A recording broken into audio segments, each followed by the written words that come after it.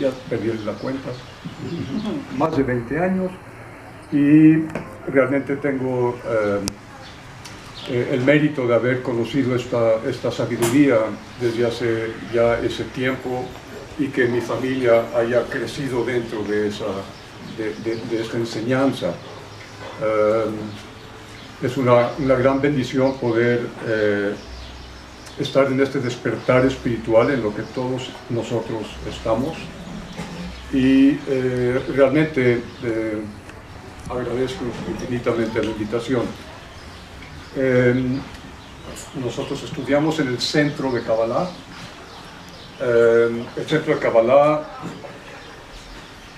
fue fundado oficialmente en 1922 en Jerusalén por un cabalista llamado Rav Ashlag, y él ha seguido es un eslabón de la cadena de cabalistas que continuamente han llevado esta sabiduría, primero de voz a oído, de maestro a estudiante, y después ya fue esta sabiduría manifestada físicamente hace 2000 años. El Zohar, que Irving introdujo ahorita, mencionó, es uno de los 3 libros principales de la Kabbalah. La Kabbalah, el primer libro escrito de la Kabbalah se le conoce como el Sefer Yetzirah, es el libro de la formación, y se le atribuye a Abraham el patriarca. El momento que yo digo Abraham el patriarca, nos imaginamos a un viejito judío caminando por el desierto, recibiendo a gente de los 4 lados de su tienda de campaña, pero debemos recordar que en esos tiempos no existía religión.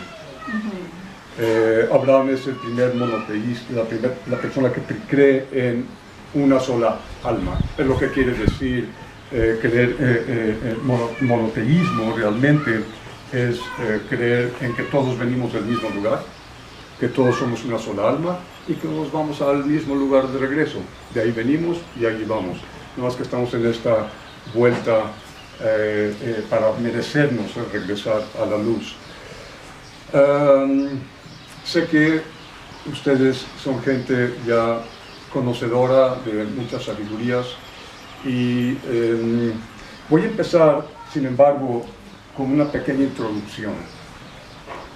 Kabbalah es una enseñanza espiritual, no religiosa. Mucha gente cree que viene del judaísmo, pero no es así, es al revés. La Kabbalah es la semilla de las 3 religiones madre, y es por eso que hay tantas similitudes entre la religión judía, católica y el Islam. Kabbalah no habla de religión porque generalmente la religiosidad tiende a separar a la gente. No era la intención original y no tiene por qué serlo. Mas, sin embargo, lo que la Kabbalah dice es: regresa a la espiritualidad, sea lo que sea que tú crees o no crees, pero hazlo con la conciencia y con la intención correcta. Entonces, lo que la Kabbalah tiene en propósito es regresar a la humanidad, a la espiritualidad. En 20 minutos es un poco difícil para mí. Yo puedo estar hablando por horas acerca de esto, pero sus enseñanzas vienen de 3 escritos básicos, que es de donde viene toda la Kabbalah. El primero, como dije, se llama el libro de la formación. Es un libro muy pequeñito, de unas cuantas hojas nada más, pero son letras código. Todo está codificado. Una persona, aunque sepa el lenguaje, no podría entender lo que ahí está escrito, porque todo es código, todo es letras. Y voy a profundizar un poquito más de eso más adelante. El segundo libro es la Torá, el Antiguo Testamento. ¿Sí? Pero los cabalistas nos enseñan que aquel que tome el Antiguo Testamento por sus historias literalmente está perdiendo el tiempo. ¿Por qué? Porque la Torá, según la Kabbalah, el Antiguo Testamento, según la Kabbalah, es todo código. Está codificado toda la sabiduría de la humanidad dentro del Antiguo Testamento, pero no como sus historias literales. Como mi maestro decía, las historias literales hacen para grandes películas de Hollywood, pero no para nuestro despertar espiritual. El tercer libro de la Kabbalah es el Zohar. Y el Zohar, como Irving muy bien dijo, Zohar literalmente significa resplandor. Es el libro que no es un libro. ¿Por qué? Porque es un libro que es pura luz.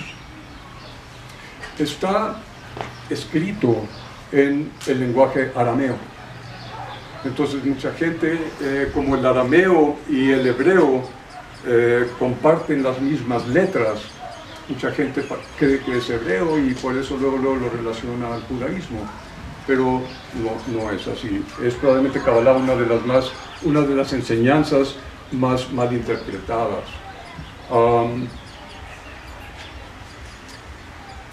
El Zohar fue canalizado en el norte de Israel por una persona que se llama Rabbi Shimon Bar Yochai. Él estuvo por los primeros años de nuestra era, ¿sí?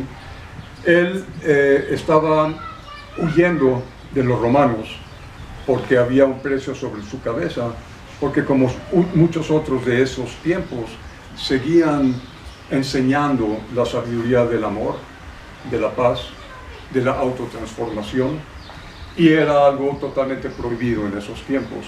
Entonces Rabbi Shimon se fue a esconder a una cueva junto con su hijo, y ahí estuvieron 13 años en la cueva escondidos. Y ahí es a donde él recibió esta revelación.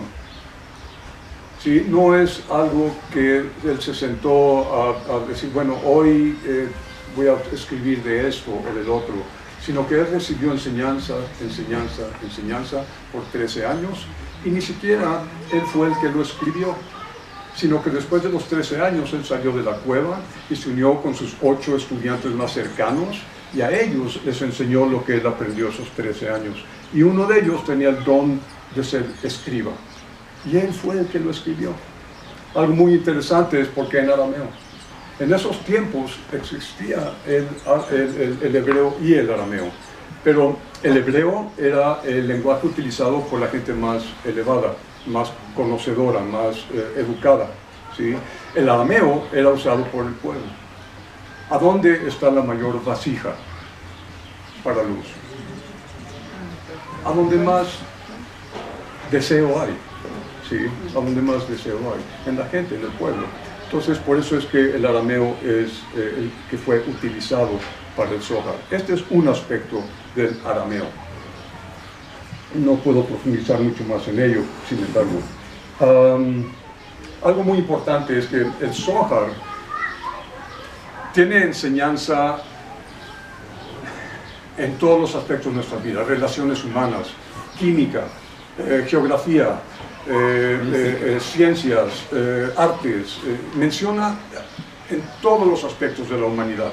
No es para gente en la historia humana ha utilizado el Zohar y la Kabbalah para el despertar de mucho de lo que ellos pudieron descubrir.